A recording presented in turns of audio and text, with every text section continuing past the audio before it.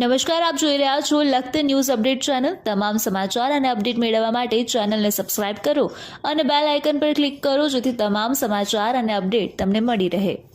નગરના લક્ષ્મીપુરા વિસ્તારમાં ગટર નિયમિત સાફ કરવામાં નહીં આવતી હોવાથી ગટરમાં ઈયળો પડી ગટરમાં પડેલી ઘરમાં આવતી હોવાનું જણાવી સ્થાનિકો દ્વારા રોષ વ્યક્ત કરવામાં આવ્યો। લખતર ગ્રામ પંચાયતનો વહીવટ દિવસે દિવસે કથળતો જાય છે। લખતર ગામમાં મહિલા સરપંચ દ્વારા ચાર્જ સંભાળ્યા પછી લખતર ગામનો વહીવટ તેમના પતિ દ્વારા કરવામાં આવી રહ્યો છે।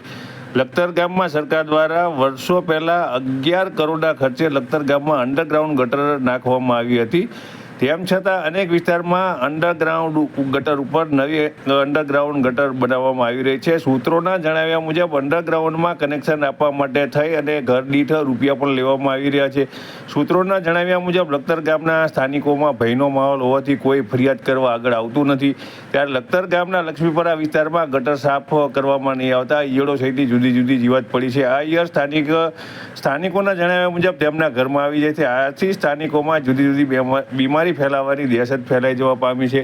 ત્યારે લખતરના પ્રખ્યાત અને સમગ્ર જે સરજી હાઈસ્કૂલ પરિવારના લાડલા એવા ગુરુજીના ઘર પાસે સ્થાનિકોના જણાવ્યા પ્રમાણે પુષ્કળ પ્રમાણમાં ઈયળો સહિતના જીવજંતુઓ ગટરની અંદર પડી ગયા હોય ભયનો માહોલ ફેલાવવામાં આવ્યો છે। તેમના દ્વારા અનેકવાર રજૂ કરવામાં આવ્યા છતાં કોઈ પરિણામ મળતું નથી। વંદે માતરમ।